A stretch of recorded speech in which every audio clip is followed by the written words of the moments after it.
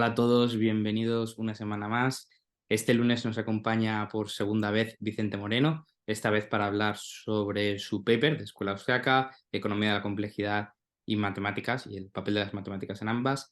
Vicente es graduado en Economía, también tiene un máster de Economía en la Rey Juan Carlos, un máster de Economía de Huerta de Soto en Economía de la Escuela Austriaca y actualmente es doctorando de Economía en la Texas Tech, en Texas.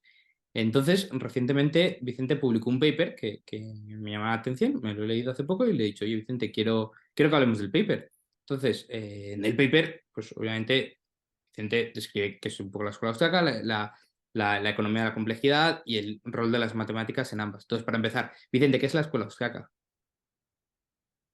Buena pregunta. Bueno, Edu, gracias por la invitación. Es la segunda vez que estoy en el canal. ¿Ha habido alguna otra persona que repita o soy el primero? Eres el tercero que repite. Domingo ya ha Creía repetido. que iba a ser el primero y todo. Bueno, igualmente uno no. La escuela austríaca es una escuela de pensamiento que surge con Karl Menger en la Revolución Marginalista en 1871. Y luego, pues, en un principio no era una escuela austríaca tal cual. Bueno, empezó a llamarse la escuela austríaca para diferenciarla durante el Streit de lo que era la escuela historicista alemana, ¿no? Pero luego, a principios del siglo XX, los descendientes intelectuales, por así decirlo, de Menger, porque muchas veces la escuela austríaca se va estudiando por generaciones, se habla de la primera, la segunda, tercera, cuarta, quinta generación. La primera sería el fundador Karl Menger, que fue fundamental en la revolución marginalista. Sus aportaciones van desde la teoría subjetiva del valor, el análisis marginal, hasta la teoría del origen del dinero, como un primer esbozo de la teoría del capital, tan importante en la escuela austríaca. Y sus descendientes intelectuales pues fueron Visser y que es más conocido por desarrollar el concepto de coste de oportunidad, que seguramente muchos saben, o prácticamente todos los que vean este vídeo, pues seguramente sepan lo que es. Y luego también estaba von Bawerk, que ha pasado a la historia como un economista eminentemente neoclásico o mainstream. O sea, para muchos austríacos se considera, no sé si era Salerno o Rothbard que lo consideraba como el mejor economista de todos los tiempos, ¿no? Pero en sí Rothbard mismo seguro. es... ¿Eh? Rothbard seguro. Rothbard seguro. Pero en sí mismo, o sea, cuando uno lee a von Bawerk es bastante neoclásico, en estilo al menos, ¿no? De hecho, otros, él fue más famoso por desarrollar la teoría del capital, ¿no? Pero luego ha habido otros austríacos que han intentado darle un toque más austriaco todavía a esa teoría del capital porque la consideraban como muy neoclásica. La cuestión es que como que en ese momento, a principios del siglo XX, la escuela austríaca estaba ahí integrada en el mainstream, la única, se le acuñó el término de austríaca para diferenciarla durante el método Streit, la lucha por el método en lo que podíamos, bueno, en Alemania a finales del siglo XIX. Pero luego ya durante el debate del cálculo económico y la tercera generación con Ludwig von Mises, que empieza a diferenciarse del mainstream, y con la cuarta generación, Friedrich Hayek, donde empieza a diferenciarse de lo que sería la escuela neoclásica. ¿Y por qué se diferencia de la escuela neoclásica? Bueno, pues se diferencia porque en ese momento la escuela neoclásica se le diferencia básicamente a nivel metodológico, ¿no? Se diferencia porque a nivel metodológico la escuela austríaca defendería un tipo de metodología que ellos llaman a priori, sobre todo Mises, aunque tampoco tiene ningún tipo de objeción, bueno, en contra per se de la praxeología, simplemente de sus límites donde están Friedrich Hayek, y defiende una metodología que es a priori, se basa en el subjetivismo y también en el individualismo metodológico. Serán un poco los tres pilares fundamentales de la metodología de la escuela austríaca. Pero además hay un componente, el cuarto componente, dice Peter Wittke, que es un componente actual de la escuela austríaca, que sería el entendimiento de la economía como un proceso y no como un equilibrio. Que ese sería un poco el elemento fundamental que surgió durante el debate del cálculo económico y que fue lo que hizo a los austríacos darse cuenta de que no hablaban el mismo lenguaje que los neoclásicos.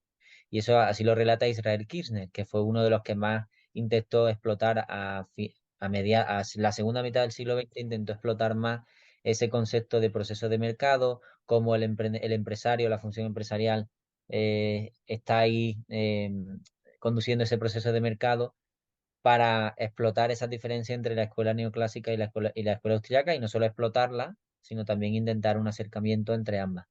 Pero en resumidas cuentas diría que eso, la escuela austriaca es una corriente de pensamiento que se remonta a finales del siglo XX y que se caracteriza por esos tres pilares metodológicos y luego a diferencia del mainstream, entender la economía como un proceso y no como un estado de equilibrio. Y luego, pues, entre sus contribuciones se encuentra la teoría de la imposibilidad del cálculo económico en el socialismo, la idea de los knowledge problems que se enfrentan siempre en economía, la teoría del empresario, la teoría de los ciclos económicos y algunas y otras muchas citas y otras muchas teorías más La gran aportación, ¿no? Que sería la utilidad marginal, que la cuña. también. em, Claro, en ¿Por qué inicio, generación sí. vamos? Has mencionado lo de las generaciones, ¿por cuál vamos, supuestamente? Pues no lo sé, la verdad, porque sería primera, segunda, tercera. La cuarta sería la de Hayek, la quinta como la de Kirchner y Rothbard y Ujú. Lachmann. Puede que ahora mismo de los austriacos así Sexta, más Huerta de famosos Soto, ahora sean la sexta sí. y los que empiecen a surgir ahora nuevos serían la séptima. Entiendo que sexta sería Hoppe, Block, Salerno, Roth, bueno, Huerta de Soto, perdón. Sí, o Sí. Bitki también ahí, Selgin White. Ujú. Sí, sí, sí, sí. Esa sería como la sexta. Vale, entonces los pujantes ahora están en la séptima, ¿no? Perpilun, Claro, los que llegarían serían en la, claro, en la séptima. Muy bien, muy bien. Aunque no sé si ya incluso llega a perderse la cuenta. Bueno, un poco, pero bueno, se intenta, ¿no? Eso es parte del trabajo de los Sí, no sé, históricos. porque los economistas austriacos siempre han sido muy buenos en el resurgimiento de la escuela austriaca, porque esto es una cosa interesante. Ujú, Fue importante, los autores fueron importantes durante la primera mitad del siglo XX, pero debido a el debate macroeconómico que tuvo Hayek con Keynes y luego el debate del cálculo económico, como que la escuela austriaca quedó un poco muerta. ujú, Y luego resucitó durante los 70 por el premio Nobel de Hayek, por el libro de Kirchner, Competencia y Empresarialidad, y por una conferencia en South Royalton en el 74 también, si no me equivoco. Y eso fue lo que volvió a dar impulso otra vez a la escuela austriaca, teniendo como figuras fundamentales Murray Rothbard, Israel Kirchner y Ludwig Lachmann, que ujú, fueron los que empezaron desde instituciones americanas ya a promover lo que sería el pensamiento de la escuela austriaca y las teorías de Mises y Hayek. Y ujú. desde ahí pues se ha ido filtrando poco a poco. En su origen era una escuela europea, pero después de la Segunda Guerra Mundial y demás migró a Estados Unidos y de hecho hay un libro de Karen Baum que se llama la migración de la escuela austriaca, ¿no? Y habla de cómo los intelectuales se tuvieron que ir a América y desde allí surgió, se siguió expandiendo otra vez la escuela austriaca y se vivió allí el resurgimiento de la escuela. Alguien el otro día, no me puedo acordar quién, pero leí una frase que decía algo así como, si no fuera por la metodología, la escuela austriaca sería idéntica a la neoclásica, o sería como la neoclásica. ¿Tiene mucho sentido esta afirmación? ¿O es como decir, bueno, si yo tuviera cuatro ruedas sería un coche? Es decir, una obviedad, no, tiene sentido, hay tanto parecido entre las dos. No sé, la verdad es complicado de decir. De hecho, es que depende, ¿no? Porque los propios austríacos no se daban cuenta de que ellos, a principios del siglo XX, como ya digo, los austríacos ya habían hecho sus principales aportaciones, así me acuerdan, ¿no? Análisis marginal, ya se había desarrollado la teoría del capital, Ujú, al menos la había desarrollado von Baerk y luego Hayek, ujú, la teoría de los ciclos, Mises, la crítica al intervencionismo también de Mises. Y en teoría ahí, si uno se va y lee los libros austríacos, eh, pues no podría decir que fuera tampoco, como no sé, economía heterodoxa. De hecho, hoy día, propios economistas heterodoxos desde otras escuelas como el institucionalismo, ujú, especialmente, o como yo que sé, otros post-keynesianos dicen que los austriacos, que aunque muchos se reivindiquen como heterodoxos, pero que no es así, que ujú, siguen formando parte de la ortodoxia.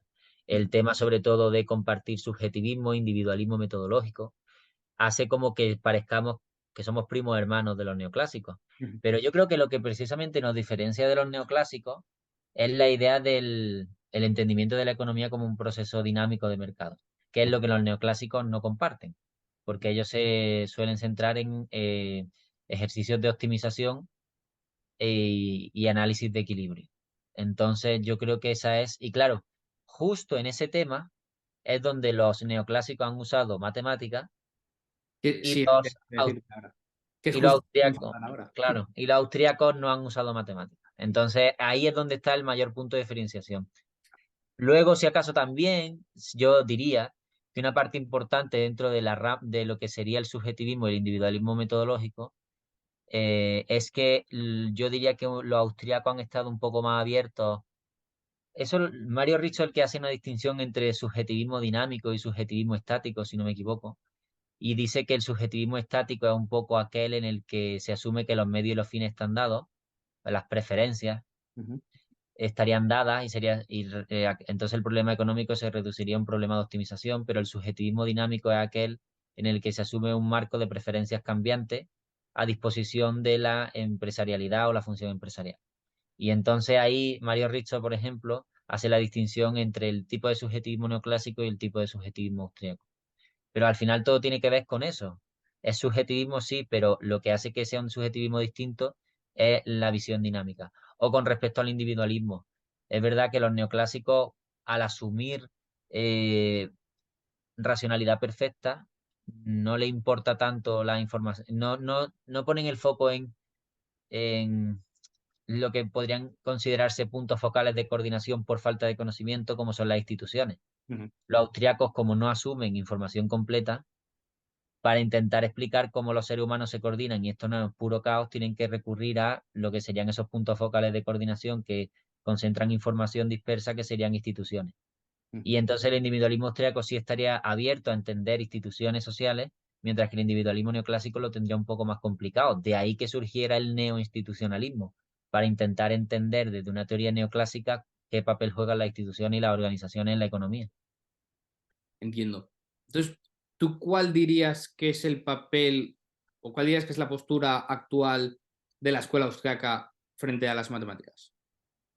Yo diría que ha cambiado mucho.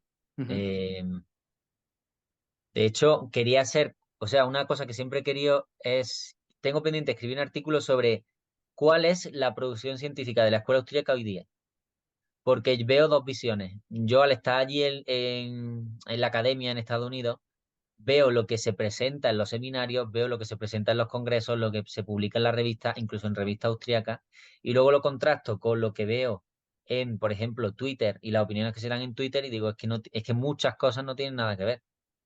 Entonces, la posición hoy día de la escuela austriaca, sí, porque yo la creo, visión y mayoritaria, depende también de dónde te vayas. Es que la distinción típica que se hace actual entre George Mason y Mises Institute es que es verdad. O sea, es que es cierta, porque si te vas al Mises Institute van a tener una visión un poco más reacia al tema de las matemáticas. Aunque cada vez menos, también hay que decirlo. Ellos no son reacios per se a la matemática. Igual ellos son reacios al excesivo uso de matemáticas, ¿no? ujú, Pero todavía te puede encontrar alguien allí que te diga, yo para qué voy a usar matemáticas. O tienden más a escribir en analítica narrativa. Ahora bien, si te vas a sitios como Texas Tech o especialmente Texas Tech o George Mason, en George Mason siguen haciendo más relatos de political economy y cosas más de analítica narrativa. Pero si te vas, por ejemplo, a sitios como Texas Tech, donde también tienes que colaborar con otros departamentos que son mainstream, allí, por ejemplo, estamos todos, casi todos los papers tienen que ver con regresiones, con análisis de cuasi experimentales, evaluación de políticas públicas usando métodos de inferencia causal, que son cosas completamente mainstream, al menos en términos de método. ujú. Y tampoco son incompatibles con la escuela austríaca, o con la escuela austríaca, porque yo creo que muchas veces por parte, no sé con qué motivo, se ha malinterpretado lo que los propios austríacos en su día dijeron. O sea, ¿los austríacos han sido críticos de las matemáticas? Sí. ¿Pero se han opuesto completa y absolutamente a las matemáticas? No. Ujú. Sin embargo, hay gente que ha asumido que sí, que los austríacos han rechazado por completo en cualquier caso las matemáticas, y ese no es el caso. Es lo que iba a decir cuando mencionabas la imagen de la escuela austriaca en Twitter, que parece que fuera de la escuela austriaca, por lo que somos conocidos, me incluyo, es por el rechazo abierto a las matemáticas en cualquier campo de la economía. Y no es Sí, así, corrígeme si me equivoco, pero por lo menos diría que hasta el austriaco más acérrimo y más anti-matemáticas te dirá que tiene, que hay una distinción entre teoría y economía, ¿no? Y te dirá que en algunas cosas para hacer análisis, pues igual para hacer análisis de políticas públicas que ya se han hecho y que sale el resultado, para eso necesitas matemáticas o son útiles las matemáticas. Igual no efectivamente. para la economía, pero sí para esto. O sea, que por lo menos, sí, sí que hay un lugar, por lo menos. No Sí, sé, sí. De totalmente. hecho, o sea, ya digo, si te vas y lees a los propios austriacos desde Menger hasta ahora, los Mm. temas metodológicos siempre, o sea, normalmente se dice que si eres verdaderamente, o sea, lo que define a un austriaco o lo que o lo que es más probable es que si alguien es un economista austriaco haya hablado de método, ciclo y socialismo. probablemente. Al menos en su vida haya hablado de alguna de las tres cosas, seguro. Entonces, es que desde todas las generaciones prácticamente, exceptuando precisamente la de von Baber y Visser, todos han hablado del método de la economía. Ujú, Y al hablar del método de la economía y al expresar su posición metodológica, han tratado el tema de las matemáticas, desde el propio Menger. Y siempre es cierto, los austríacos han sido críticos con no con el uso de matemáticas, sino con el uso excesivo de las matemáticas por parte de los neoclásicos. Lo que pasa es que ya digo, mucha gente se ha tomado esto como que no es necesario hacer uso de matemáticas. Y también hay otra que yo diría que sería como una dependencia de camino, que sería la cuestión de que durante el resurgimiento de la escuela austríaca, la mayoría de autores se enfocaron en dos especialidades, que era historia del pensamiento y metodología de la economía. ujú, Y como que ahí eran muy buenos los austríacos y eso les permitió empezar a publicar en journals especializados en esas dos disciplinas. Pero conforme ha pasado el tiempo, se fue también desarrollando la econometría, otros métodos, empezó a unirse cada vez más y más gente a lo que es la escuela a nivel de posgrado. Tú ahora mismo vas a eso, a la Texas Tech, y es que en sí mismo la mayoría de producciones científicas austríacas que se publican en buenos journals hoy día son economía aplicada. Y muchos de ellos, muchos de esos papers de economía aplicada usan análisis matemático o regresiones o econometría. Pero los que lo hacen respetando esa distinción entre teoría e historia o no, incluso para Sí, la sí. teoría. No, no, sin duda lo hacen, o sea, no llegan nunca caen en el error de hacer, primero, ni de confundir causalidad con correlación. Segundo, extrapolar un evento histórico, o sea, las conclusiones de un evento histórico como si fueran conclusiones generales. Ujú, No hacen en ningún caso eso. Lo que es que cuando hacen economía aplicada muchas veces están haciendo estudios históricos, ujú. económicos históricos, ¿no? De economía, o sea, son más recientes, pero son de... Sí, pero son historia en el sentido de estás analizando un evento que ha sucedido o que está sucediendo, no, no Claro, crítica. pero luego tampoco, imagina, o sea, luego hay también muchos austriacos que usan o sea, luego hay una importante distinción que hacer. Yo, por ejemplo, mi TFG lo hice sobre esto y sobre mi TFG luego expandí el paper. Ujú, Pero en el TFG lo que quería estudiar era los motivos que habían dado los economistas más importantes austriacos sobre las matemáticas. ¿Qué fue realmente lo que ellos dijeron? Y hay que hacer una distinción entre dos usos. El uso de matemáticas para formalizar teoría y luego sería el uso de matemáticas tipo más bien estadística que se emplea en análisis histórico, económico e histórico. Del uso de econometría estadística para análisis histórico sin motivo o sin uso de predicción, ujú. eh, cualquier austríaco está a favor de él, Sí, exacto. cualquiera, pero incluso clásicos, cualquiera. Eh, Ahora bien, luego tienes el uso para de matemáticas para la formalización de teoría. Ahí es donde encuentra el problema por parte de muchos austríacos. Y no quiere decir que se opongan a toda formalización matemática. Tampoco. Ujú. Rothbard, por ejemplo, sí. Efectivamente. Pones en el paper el ejemplo de Rothbard, de cómo lo utiliza para visualizar la utilidad marginal, era, ¿no? No, o sea, Rothbard sí se opone a toda. Rothbard yo diría que de los austríacos clásicos es el que más argumentos da en contra de las matemáticas. Ujú, Pero sin embargo, por ejemplo, si uno coge Man Economy and State, que es su manual, él usa matemática, algo de álgebra y no sé si incluso cálculo, para explicar la relación entre la productividad marginal y la producción media. ujú, Y él dice que las matemáticas siempre pueden ser usadas cuando estamos hablando de tecnología, por ejemplo. Pero él usa matemáticas sin ningún problema. ujú. Y él mismo lo usa, entonces, y está formalizando una teoría, no está haciendo un análisis histórico. Lo que luego es verdad que él en distintos sitios luego es muy crítico con el uso de matemáticas por unos motivos que, por ejemplo, explico en el paper. Sí. Pero el resto de austriacos, por ejemplo, Mises dijo que las matemáticas no estaban mal, per se. Las matemáticas estaban bien si quería expresar, por ejemplo, problemas estáticos y de equilibrio. Ujú, Pues de lujo, Mises decía, perfecto, está muy bien. Lo que pasa es que a los austríacos nos interesa otro tipo de fenómenos que este tipo de matemáticas, que describen muy bien fenómenos estáticos, no pueden describir. Entonces, ellos decían, la crítica austríaca al final a las matemáticas en el campo de la teoría es que el uso exclusivo de las matemáticas como método económico te limita tu análisis a problemas estáticos dejando fuera problemas dinámicos. Ese era el argumento austríaco. Y ahora bien, sobre la economía de la complejidad, ya te invité, la última vez hablamos sobre tu libro, que lo enlazaré en la entrevista que te hice, y ahí lo explicas detalladamente y lo hablamos ya en la última entrevista. Pero igualmente, para quien se quiera leer esto, ¿qué es la economía de la complejidad? Porque la utilizas para comparar el uso de las matemáticas en esta con el uso de la escuela austríaca. Entonces, ¿qué es la economía de la complejidad exactamente?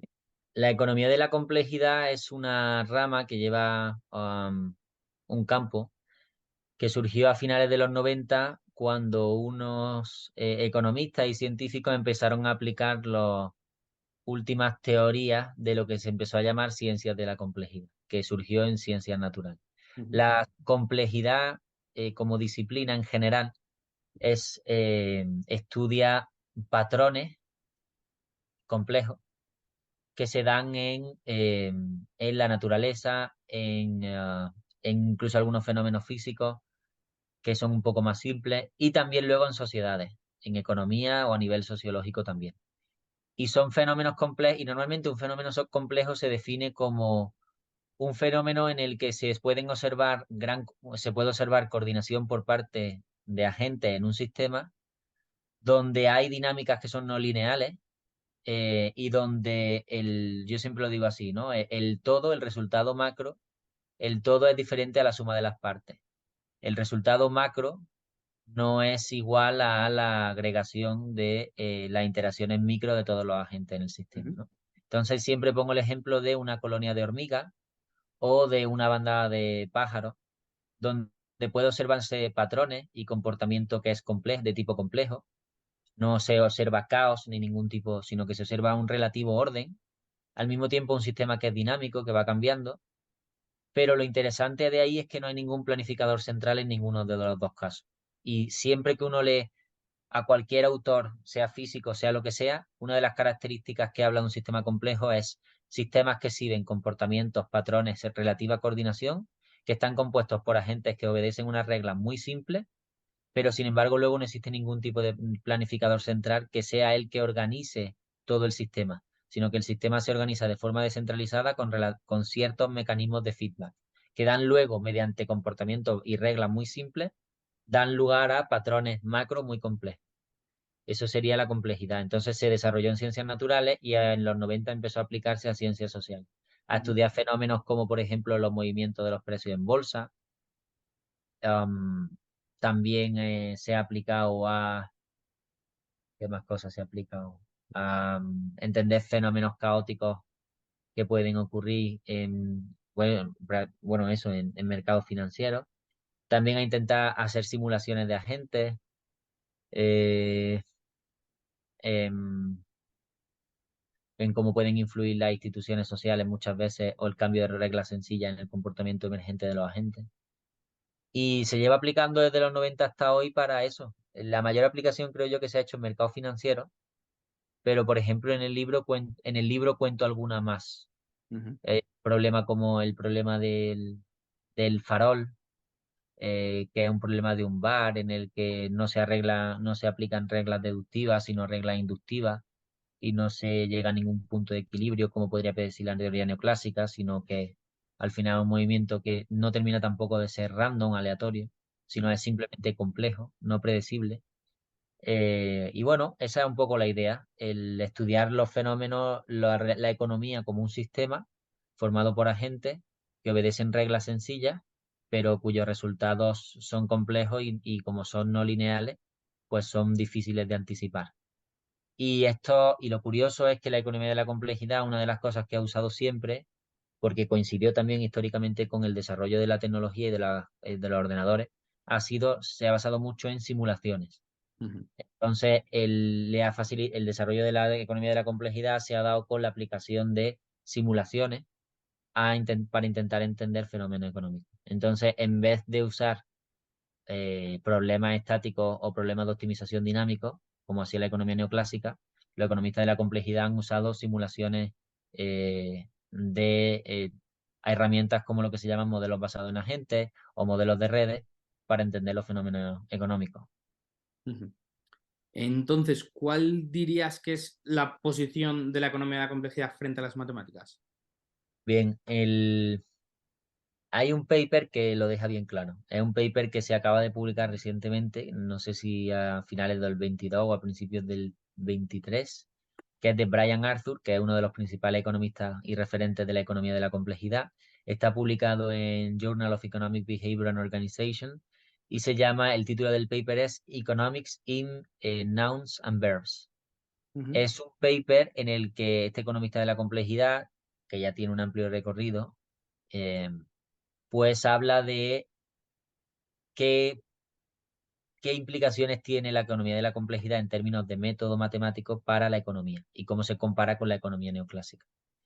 Y él empieza diciendo en ese paper que la economía neoclásica es una economía que se centra en los nombres, por eso se ujú, llama Economics in Nouns and Verbs, y se centra, y es una matemática algebraica basada en ecuaciones, que ujú, se centra en cantidades, que se centra en problemas estáticos y de optimización de cantidad. Y dice que está bien, que no está mal, o sea, tiene su uso, por supuesto. Si uno enfrenta un problema de optimización en la economía, la mejor herramienta que puede usar es esa. ujú, Pero lo que él critica, de la misma forma que los austríacos, es que la economía neoclásica solo se haya centrado en ese tipo de problemas y solo haya usado ese tipo de herramientas.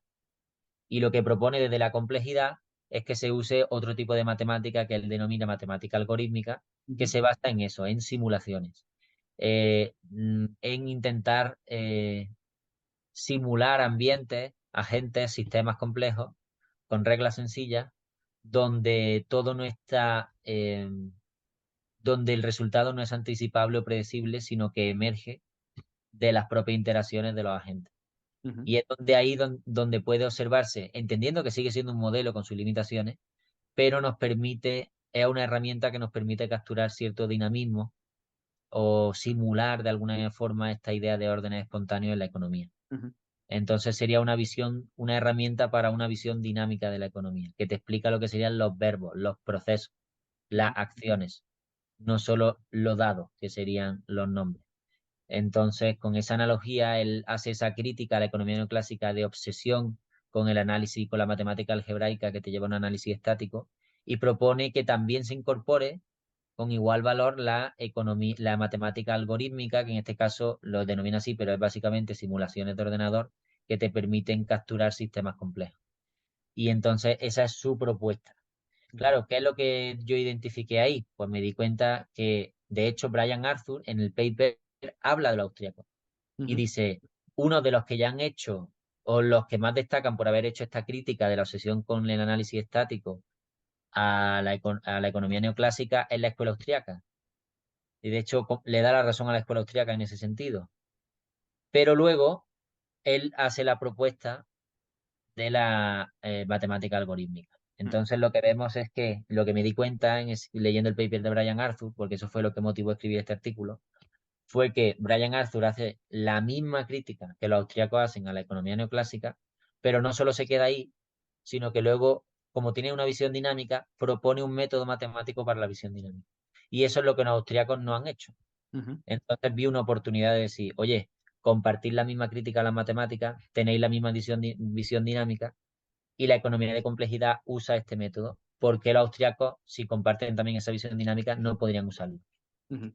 Entonces, dos cosas. Lo primero es que me doy cuenta que parte ya de tu objetivo académico es intentar ligar estas dos escuelas de economía, ¿no? Tú has encontrado un hueco, ¿no? Y has dicho, oye, que aquí hay mucho que explotar, hay dos escuelas que son muy parecidas y creo que sería interesante juntarlas dentro de la medida posible, por lo menos partes de ellas que una aprenda de la otra, ¿no? Intentar conectar estas dos escuelas, que es un poco lo que veo que es tu objetivo académico, ahora me corregirás o no. Entonces, mi otra pregunta es, si los austriacos no utilizan las matemáticas, las critican, los de la complejidad no necesariamente utilizan un tipo de matemáticas, ¿quiénes son los que utilizan estas matemáticas que tanto criticamos? ¿Los neoclásicos solo?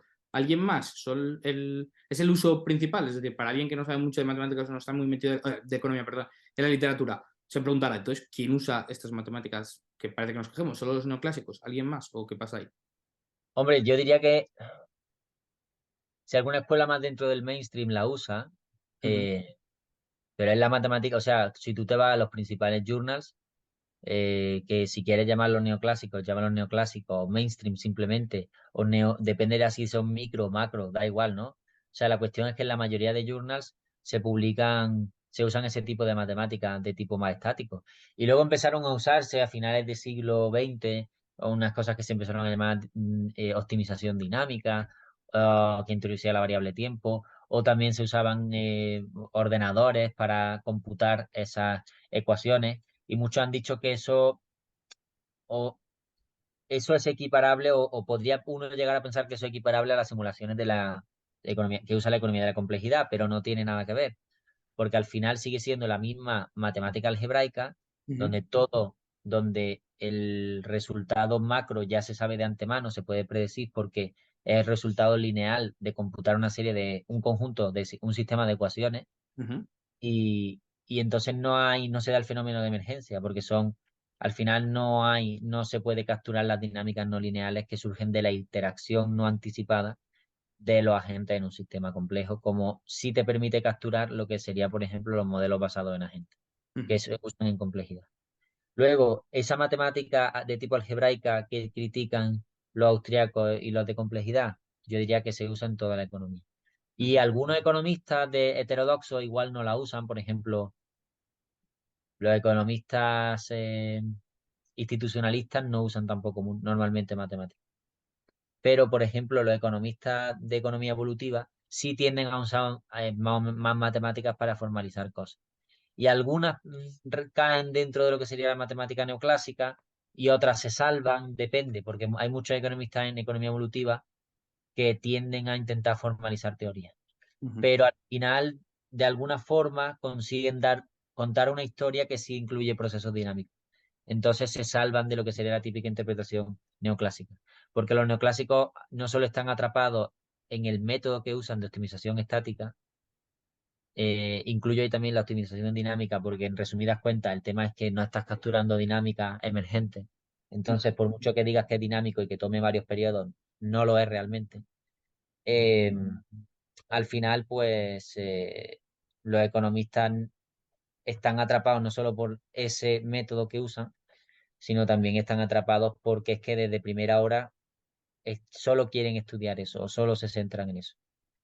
Entonces yo diría que sí, que es la escuela neoclásica y si hay gente que igual no se identifica como neoclásico, pero usa esas matemáticas porque si no, no publica un paper, al final se ve abogado a usar esas matemáticas. ujú. Son Y las ya matemáticas que se ven, perdón, son las matemáticas, yo diría que son las matemáticas que se ven en el 80% de papers, ya está, o vale. el 90%. Has mencionado ya o ya has introducido la distinción entre matemática algebraica y algorítmica, que dices que son las dos maneras, ¿no? Las dos orientaciones matemáticas en la economía. Si puedes explicar exactamente qué significa cada una. Sí, matemática algebraica, aquella que se basa en ecuaciones. O Ujú, sea, pensamos en, no sé, una función típica de producción, donde te establece una relación funcional entre X variables, dependientes e independientes, eh, igualdades entre variables, eso, relaciones funcionales. Eso sería la economía, la matemática algebraica. ujú, La matemática algorítmica es luego un tipo de matemática que se basa en simulaciones. O sea, también se podría matematizar o preespecificar en un principio, definir matemáticamente ese tipo de modelos, pero normalmente no se hace porque simplemente se programa mediante algoritmos con condiciones if-then, si esto, lo otro. Entonces, además si lo otro está basado en variables tipo, no sé, lo que contienen esas ecuaciones algebraicas, por así decirlo, son cantidades tipo cuánta inversión, tipo de interés, precio. ujú, En la matemática algorítmica puedes programar, como estás programando al final, lo que introduces son agentes que si X condición harán esta condición. Además los metes en un ambiente espacial durante X tiempo, simulaciones, donde dejarás que interactúen entre ellos basado en esas reglas que les da a ellos y esas reglas también de entorno. Entonces son unas matemáticas como la matemática algebraica al estar todo preespecificado de antemano, porque al final es el modelador el que tiene que decir qué variable depende de qué variable e incluso en qué magnitud depende de qué variable. El resultado ya está preespecificado, ¿no? De alguna forma se condiciona, casi de forma completa. Pero en el otro caso, al simplemente limitarse uno a hacer una asignación inicial aleatoria, digamos, y luego a dar reglas relativamente simples a los distintos objetos que tú ya o agentes que tú incorpores en un modelo, pues tú no estás preespecificando de antemano el resultado, ni tampoco lo puedes anticipar, que ahí es donde está, digamos, la gracia de esa matemática, que es que tú estás dejando que haya procesos que funcionen ahí. Tú no te estás limitando a una mera optimización de cantidades, que sería el problema que se ve en el otro tipo de matemáticas.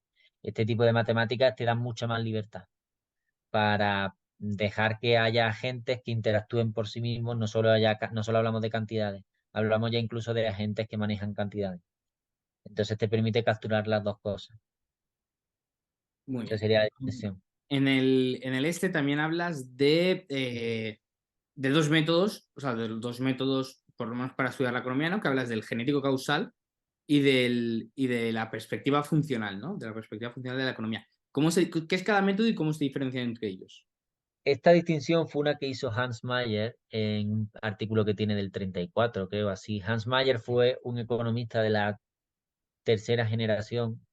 Estaban en ese momento, si no me equivoco, Mises Schumpeter, algunos lo consideran. La cuestión es que eran los tres que iban al seminario de Von Wagner, ¿no? Ujú. Schumpeter luego como que se alejó un poco más de los austriacos porque se adoptó el enfoque walrasiano de equilibrio general, neoclásico.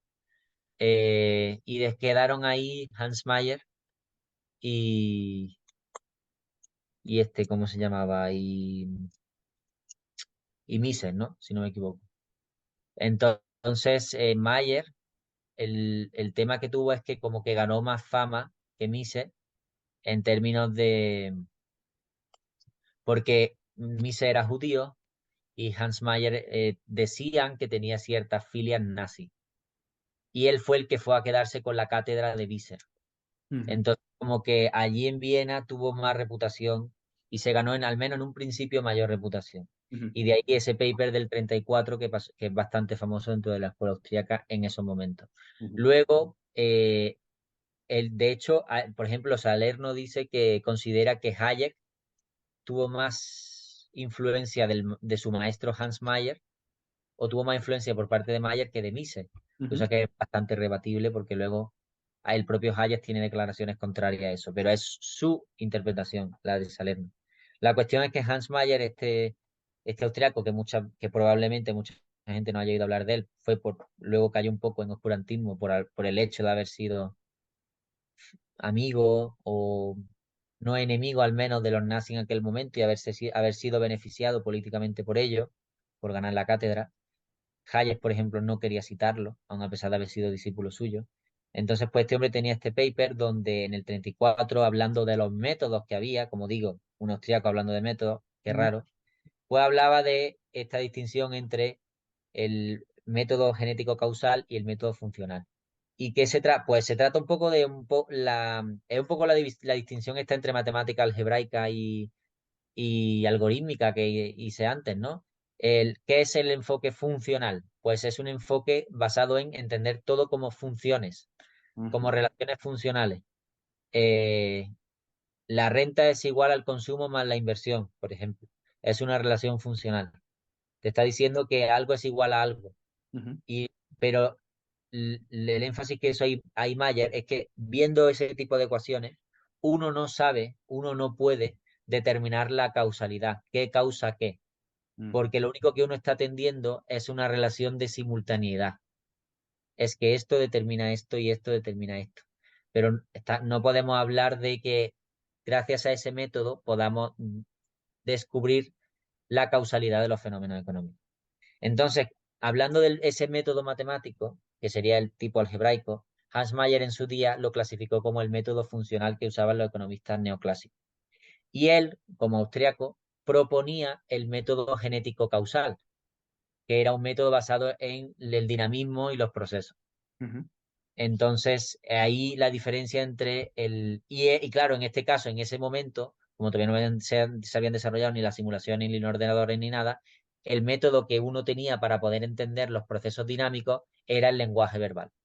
ujú. Entonces, para Mayer, el lenguaje verbal era el método de ese enfoque genético-causal, que intentaba entender las causas de los fenómenos económicos, Entiendo. para el que el otro enfoque no servía. Una manera en la que lo expresas en el paper es que el enfoque funcional se centra en situaciones de equilibrio, ¿no? Exactamente. ¿Podrías describir un poco qué significa esto de estado de equilibrio? Estado de equilibrio es simplemente ese punto de vaciado de mercado, por ejemplo. Ujú, O si no es de vaciado de mercado, sí, al final es eso, es vaciado de mercado. Es donde unas variables se igualan a otras. Entonces un punto es aquel punto donde los procesos se paran. ujú, Hay un proceso económico que de repente alcanza un punto en el que plaf, todas X cantidades son iguales a X cantidades y ahí nos encontramos. ujú. Es como si fuera una foto del proceso económico. Entonces, ese suele ser el tipo de análisis que se hace por parte de la economía neoclásica, porque es el, porque es el que te permite eh, hacer el tipo de matemática algebraica que ellos usan, donde lo que se hace es una igualdad entre variables, donde donde la parte que representa la demanda iguala a la oferta, en un punto de equilibrio, donde esta y esta son iguales. Pero Ujú, eso describe un momento, un punto. ujú. Este punto es eso es un punto de equilibrio. Entiendo, entiendo. Y entonces, porque has mencionado ya que tanto la escuela austriaca como la economía de la complejidad hacen críticas o críticas muy parecidas a las matemáticas, por lo menos a las matemáticas algebraicas. Y tú, de hecho, en el paper las enumeras, las tres, las resumes y las divides en tres. ¿Nos puedes decir cuáles son estas tres grandes críticas? Sí, las críticas que siempre han planteado los austriacos tradicionalmente, los grandes austriacos al menos, a la matemática algebraica o la matemática usada en la economía neoclásica serían que el primero, que ese tipo de matemáticas te lleva a un análisis funcional, no causal, es decir, te lleva a un análisis en el que simplemente te dice que consumo más inversión es igual a renta y renta igual a consumo más inversión, pero ahí en ese análisis no se habla nada de qué causa qué, ¿de Ujú, acuerdo? Entonces esa sería la idea, ¿no? Que ese tipo de matemáticas lleva a un análisis funcional y no causal que representa la economía en equilibrio y ujú, no es capaz de entender los procesos de causalidad. Luego también Rothbard sobre todo, y también Peter Witt, aunque no de esa forma tan explícita, hablaba de que en realidad las matemáticas el uso de matemáticas es un mero ejercicio de traducción ujú, de teorías pensadas previamente en lenguaje natural que luego se expresan y se tienen que de traducir en lenguaje matemático. Entonces ahí Rothbard decía que eso era una violación del principio de la navaja de Occam, que es Te quería básicamente una preguntar qué pérdida de significa eso. eficiencia. Era algo ineficiente. Si, Ujú, algo si tú eres capaz de entender una idea económica en lenguaje natural, expresarla en lenguaje natural. No, tener que expresarla simplemente en otro lenguaje no añade nada. Y no añade, y ahí está el punto, ¿no? Que ellos consideraban, que es que al ser una mera traducción de lenguaje natural a lenguaje matemático, el uso de matemáticas no añade conocimiento. ujú. Entonces su uso es una pérdida de eficiencia. Y luego la última crítica es que las matemáticas, uno de los argumentos que muchos neoclásicos han usado es que se usaba matemáticas porque es un lenguaje menos ambiguo que el lenguaje natural. Y ahí dice Rothbard, en este caso en exclusiva, basándose en Karl Menger, el hijo matemático de Karl Menger, el fundador de la escuela austríaca, que en realidad el lenguaje matemático no es menos ambiguo que el lenguaje natural, que si acaso son igual de ambiguos. Entonces esas serían las tres críticas a la...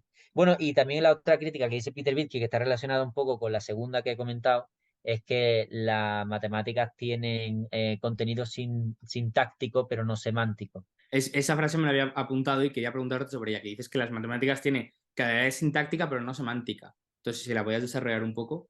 Esa idea no es mía, es de Peter Wittke, pero es Ujú, la idea de que sintáctica en el sentido de que tiene una sintaxis que es entendible y tiene sentido en esa sintaxis, ¿no?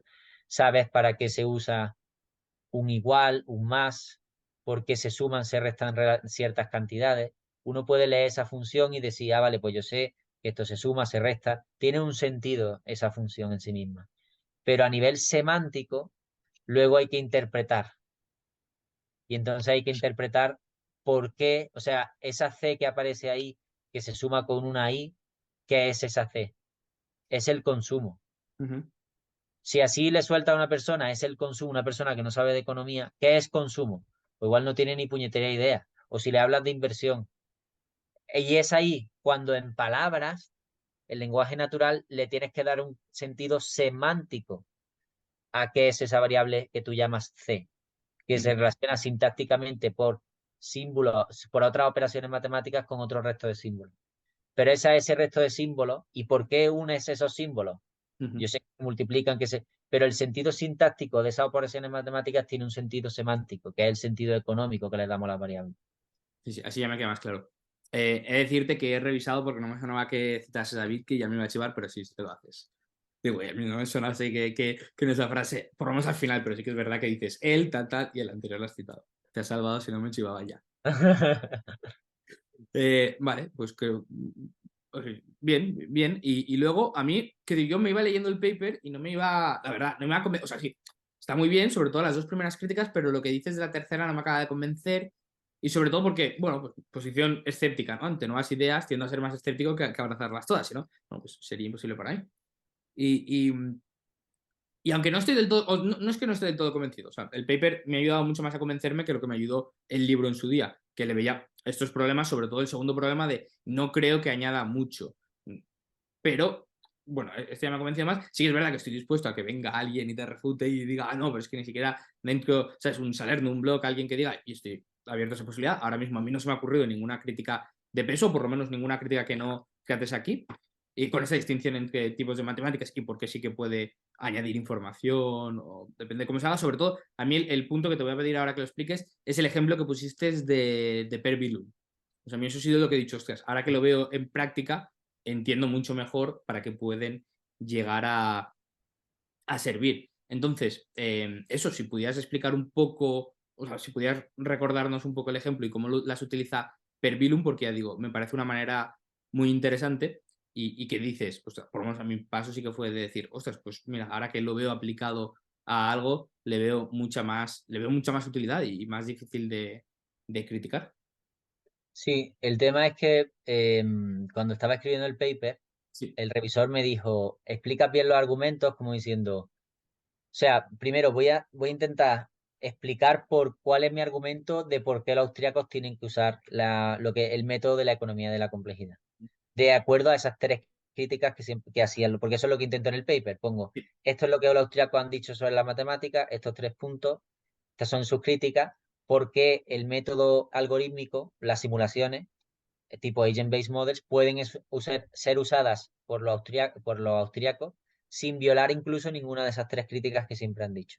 Efectivamente. Entonces, la primera idea es que la primera idea, que es la de las matemáticas no capturan, solo se explican procesos estáticos, eso ya, o sea, esa primera crítica está, no aplica en el caso de los agent-based models porque precisamente capturan procesos dinámicos emergentes. O sea, que esa crítica no habría problema. Eso me quedó claro desde el principio. Esa crítica no era. Mi crítica antes cuando No, me no, leí. ya, pero digo, primero quiero explicarlo porque todavía no lo hemos hablado y ya así acabo en la última. Y también me voy a por qué me metí el tema, el ejemplo de Peer Bylund. Luego, la segunda crítica sería la de las matemáticas no añaden nada. En este caso, el argumento que yo hago es que sí añaden, porque las simulaciones te permiten, o sea, al final los modelos son experimentos mentales Ujú, y nosotros tenemos una limitada capacidad para entender eh, procesos económicos. De ahí que recurramos al ceteris paribus. ujú. Pero precisamente lo que nos permiten los agent-based models es relajar en cierta forma algunas de esas suposiciones ceteris paribus que nosotros tendríamos que hacer para poder comprender fenómenos complejos. Entonces, nos permite comprender mejor algunos fenómenos complejos. Ejemplo que voy a poner, el modelo del Sugar Escape. El modelo del Sugar Escape era un modelo donde tienes unos cuantos agentes que en teoría luchan por unos recursos, que en este caso es un solo recurso en la economía, que sería azúcar. Cada agente tiene una serie de capacidades que se definen por cómo se puede mover y por el metabolismo que cada agente tiene para consumir el azúcar. Lo interesante, no voy a entrar más en detalle, si ponéis en internet el modelo de Sugar Escape, ahí podéis tener los detalles. Lo interesante del modelo es que dando unas condiciones aleatorias iniciales, completamente aleatorias, al cabo de sucesivas generaciones se observaba que se daba en la distribución de la renta, en este caso, que sería del recurso que había, se acababan dando distribuciones tipo de Pareto, que son las que observamos hoy día, que es que el 20% de la población concentra 80% de riqueza. Ujú, Entonces, con ese tipo de simulaciones, eh, uno es capaz de demostrar el típico argumento, no sé, por parte de intervencionistas socialistas, la desigualdad es culpa del sistema capitalista o del egoísmo de los ricos.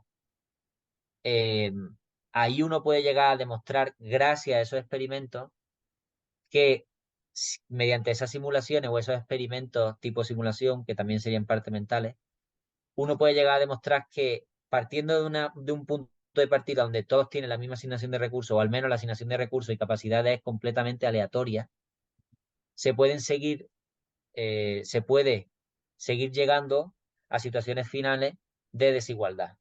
ujú, Y precisamente distribuciones que se ajustan mucho a las distribuciones de desigualdad de renta que hoy tenemos.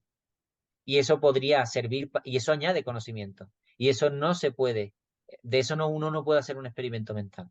ujú, Entonces, ese es uno de los ejemplos que te permite entender eh, por qué la segunda crítica austríaca también estaría inmune a este tipo de matemática. Y es más, de hecho, estaría inmune porque precisamente añade conocimiento que uno no puede llegar a alcanzar usando experimentos mentales, simplemente.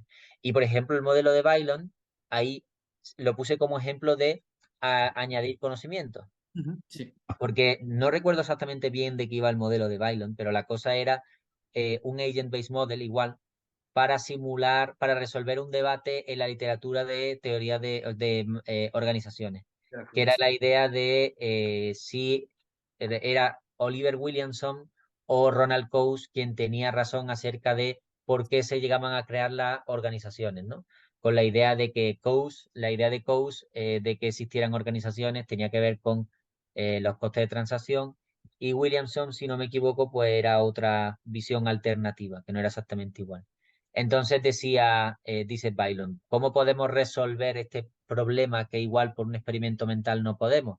Pues se inventa un agent-based model donde sitúa una serie de agentes y y usa la herramienta de que cuantos más agentes el agente en las sucesivas simulaciones acaben uniéndose, de, alterando simples reglas y en diferentes condiciones de coste de transacción, podré ver que efectivamente los agentes han tendido a formar una organización estable en el tiempo. Y gracias a esa simulación es capaz Bailon de entender que quien tiene razón en ese caso o quien está más acertada en ese caso en un proceso dinámico que se extiende en el tiempo es la teoría de Williamson que la de Coase. Ujú, Entonces, gracias a ese ejemplo, Bailon es capaz de simular un proceso espontáneo de mercado dinámico que toma tiempo, donde hay dinámicas emergentes realmente, no todo está preespecificado en las ecuaciones iniciales, y ese modelo le permite añadir conocimiento que de otra forma eh, uno no podría llegar a entender. De hecho, él mismo dice en el paper la razón para usar los agent-based model y lo dice textualmente. lo que yo tenía que apuntar la frase que te iba a decir ahora, pero es la dices tú mejor. Te la he quitado, ¿no? Ahora te comentaré sobre la frase. Dice, para testear efectivamente causas dinámicas y mecanismos que provocan fenómenos que nosotros observamos empíricamente, pero que no podemos identificar o comprender solo por mera observación. Eso es lo que el propio Bailon dice y por el motivo por el que usa el Agent-Based Model, que es lo que me lleva a mí a decir que efectivamente, por ese motivo que el propio Bailon da, es porque podemos llegar a usar matemática algorítmica, simulación en la escuela austríaca sin violar la segunda crítica de la austríaca. Efectivamente, que entiendo que si eres tú puede que sea un poco frustrante que he tenido que, o sea, después de leer cientos de páginas tuyas, has tenido que poner una cita de Bailum para que la acabe de entender y acabe de comprar, pero bueno, pero sí, me ha gustado mucho. Me ha quedado muy claro, la verdad, yo también tenía apuntada esa cita porque es una cita que, oye, te los pone de manera muy claramente y dices, vale, ahora lo veo, por lo menos en mi caso, que dices, ostras, ahora lo veo claro. Entonces, pues nada, invito a todo el mundo a leer este paper. Me ha parecido bastante bueno, sobre todo. O sea, que desde el principio ya me ha gustado cuando empiezas a hablar de la escuela austriaca, en qué consiste, todo eso, lo haces.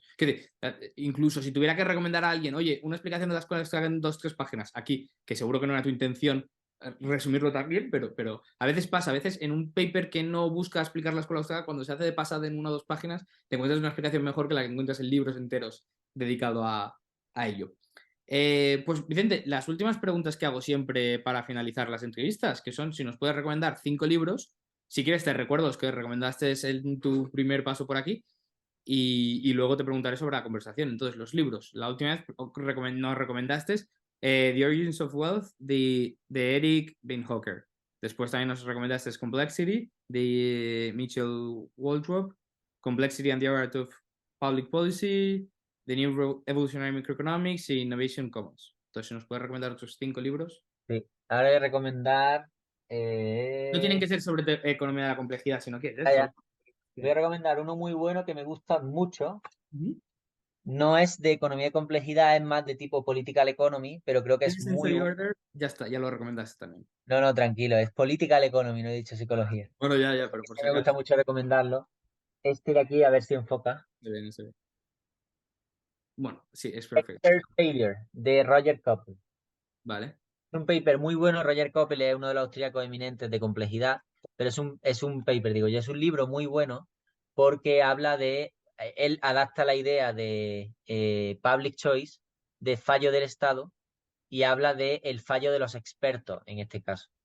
Se basa en Hayek, se basa en public choice y habla un poco de cuál es el problema de estar siempre confiando en expertos, que es lo que hoy día vivimos con los comités de expertos y todas estas cosas. Luego voy a recomendar otro libro que a mí me gustó mucho, era Escéptico, del autor y del libro en un inicio. Pero lo leí en mi época de estar más metido en, en esto, ¿cómo se llama? En metodología de la economía, leyendo la escuela austríaca y tal, y lo leí con cierto escepticismo. Pero sería el de Economics Rules, de Danny Roderick. Ujú. Creo que a mí me gustó mucho cuando lo leí. Igual no estoy de acuerdo en todo, pero me gustó cuando lo leí y creo que está bien. Creo que tiene, yo creo que al final es una visión de sentido común, o sea que me gusta. Eh, ¿Qué más puedo yo recomendar por aquí? Eh, Otro que voy a recomendar, que he leído algunas cosas, pero veo que es bastante bueno y que quiero terminar de leerme, es el de Humanomics, de Vernon Smith Sí. y Bart Wilson. Voy a recomendar otro de complejidad que leí después y que creo que es incluso mejor todavía, que se llama Complexity, a Guided Tour. Ujú. Es un tour guiado de Melanie Mitchell. Y no sé qué más. Así ahora mismo no me acuerdo. Ya está, si quieres quedarte en 4 no pasa nada. Y yo creo que de estos cuatro dan para rato. Perfecto. Y O sea, entonces, si pudieras tener una conversación con cualquier persona del mundo, viva o muerta, y pensando que ya has dicho Jesucristo, ¿con quién sería ahora? mm, viva o muerta. Sí, Pues sí. yo creo que me encantaría tener una conversación con Hayek. Con Hayek. Sí. Quien a lo largo del paper era una de las preguntas que tenía preparadas, pero para otra ocasión lo citas mucho y es muy interesante ver cómo los de la complejidad también le citan mucho y el Sí, papel sí. que ha tenido en ambas escuelas. Sí, sí. De hecho, los propios economistas de complejidad lo consideran promotor de la teoría de complejidad, no solo en economía, sino en general, en ciencias naturales también. Un Pues es coco. curioso cuando piensas también el papel que ha tenido en la psicología, ¿no? Con el libro que recomendaste la última vez, que dices, ostras, que Hayek al final ha tenido mucha influencia en muchas escuelas y campos apartados de la economía, en el caso de la psicología. En efecto, un coco completo. Por eso me gusta tanto Hayek. Creo que ha sido, muchos lo dicen, ¿no? Que ha sido el mejor filósofo, yo no lo llamaría filósofo, pero sí diría que ha sido, Hayek para mí es el mejor pensador, Ujú. Mises para mí es el mejor economista. Muy bien. Hay mucha gente que dice cosas similares. Sí, sí, Pues o sea, lo comparto, vamos. perfecto, pues muy bien, Vicente, muchas gracias por tu tiempo. A Espero ti que también, tengamos una tercera entrevista pronto. ojalá. Adiós. Nos vemos, chao.